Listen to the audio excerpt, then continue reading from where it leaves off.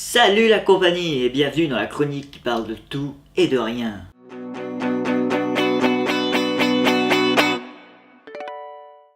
Aujourd'hui on va parler guerre. On va parler de différentes tactiques ou inventions assez curieuses. En général, en temps de guerre, la technique est de piller, incendier, ravager tout sur son passage pour ainsi empêcher à l'ennemi de se réfugier ou de se ravitailler. Mais cette technique de tout détruire sur son passage a déjà été utilisée par des armées sur leur propre territoire. Ça paraît bête comme ça, mais il s'agit d'une tactique ingénieuse mais assez risquée nommée la politique de la terre brûlée. Très utilisée par les Russes. C'est notamment le cas lors de la campagne de Russie de Napoléon en 1812. Napoléon, qui avait conquis une bonne partie de l'Europe, eut l'idée d'aller conquérir la Russie. Il avait une puissante et grande armée. Et lors de la bataille de la Moskova, les Russes comprirent qu'ils n'auraient pas pu le battre et se retirèrent vers Moscou. Arrivés à Moscou, les Russes commencèrent à brûler leurs propres bâtiments, à détruire toutes les ressources, puis après avoir saccagé leur propre ville, ils se retirèrent vers d'autres villes un peu plus loin. Ça paraît idiot comme ça, pas quand l'armée française de Napoléon arriva à Moscou, quand il constata que toute la ville était ravagée et qu'il ne restait plus aucune ressource à piller, il se rendit compte qu'il était en manque de ressources. Car oui, ce que comptait faire Napoléon, c'est une fois arrivé à Moscou de piller toutes les ressources. Sauf que là, vu qu'il n'y en avait plus, son armée commençait à crever la dalle. Napoléon ne put continuer sa conquête avec une armée aussi mal en point et dut retourner en France. Avec au retour, encore plus de morts à cause de la faim, du froid et du manque de ressources. Les Russes sont vraiment des gros trolls. Une autre tactique militaire très ingénieuse, quoique très cruelle, fut aussi utilisée par les Russes lors de la Deuxième Guerre mondiale. Hitler attaque l'URSS avec son armée de Panzer. Les Russes se font peu à peu lasser du territoire et en plus de ça, leur stock d'armement baisse. C'est là qu'ils ont eu une idée qui repose sur les réflexes de Pavlov. Ce qu'ils vont faire, c'est qu'ils vont conditionner des chiens. Au départ, ils vont balancer de la nourriture et les chiens vont forcément aller la chercher. Ensuite, ils vont placer cette nourriture sous l'épave d'un tank et le chien va aller chercher la nourriture sous cette épave. Ils vont répéter cette opération jusqu'à ce que le chien imprime l'information « S'il y a un char, ça veut dire qu'il y a de la nourriture dessous ». Ensuite, avant la bataille, ils vont affamer les chiens et leur mettre un système explosif.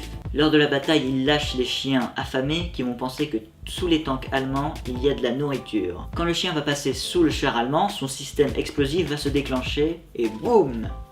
Un tank allemand en moins. Bon, ça ne marchait pas tout le temps, certains chiens étaient effrayés et parfois il arrivait qu'un chien puisse se glisser sous un char russe. Donc la technique pouvait se retourner contre eux. Le projet fut abandonné mais avait quand même contribué à la victoire de l'URSS. Ensuite on passe du côté des Anglais qui avaient eu l'idée de construire un porte-avions nommé le Habakkuk fait de glace. Plutôt de picrète, un matériau composé de 68% de glace et 14% de copeaux de bois. L'avantage de ce navire est qu'il aurait été insubmersible. Il n'aurait pas pu le couler vu qu'il s'agissait d'une sorte d'iceberg, mais fait de picrète. Pour l'anecdote, quand Lord Mountbatten, le concepteur du projet, voulut montrer la résistance de la picrète, il fit une démonstration où il tira une balle de pistolet dans un bloc de glace qui se brisa aussitôt. Il tira une autre balle dans le bloc de picrète. Et cette balle avait rebondi et a frôlé la jambe de Ernest King, l'un des généraux.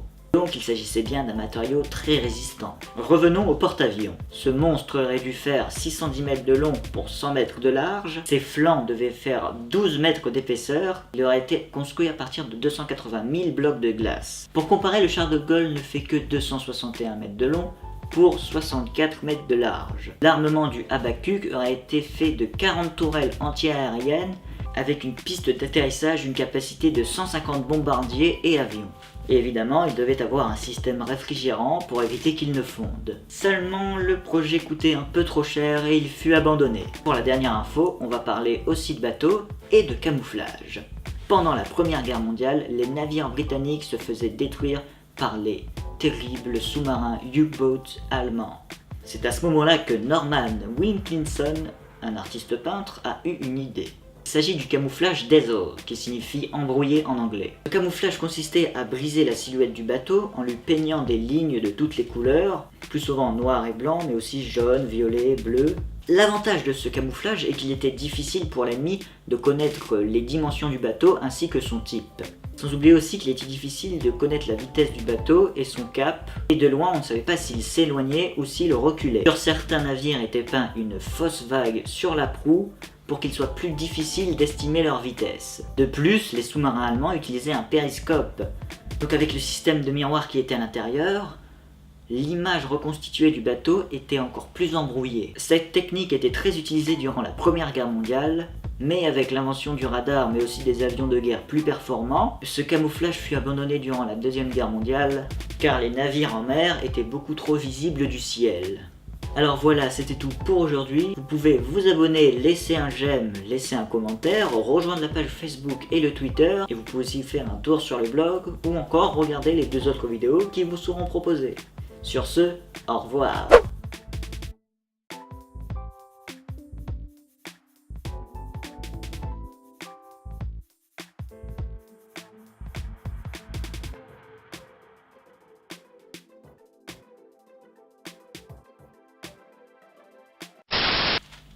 Très résistant comme à la Seconde Guerre mondiale en France.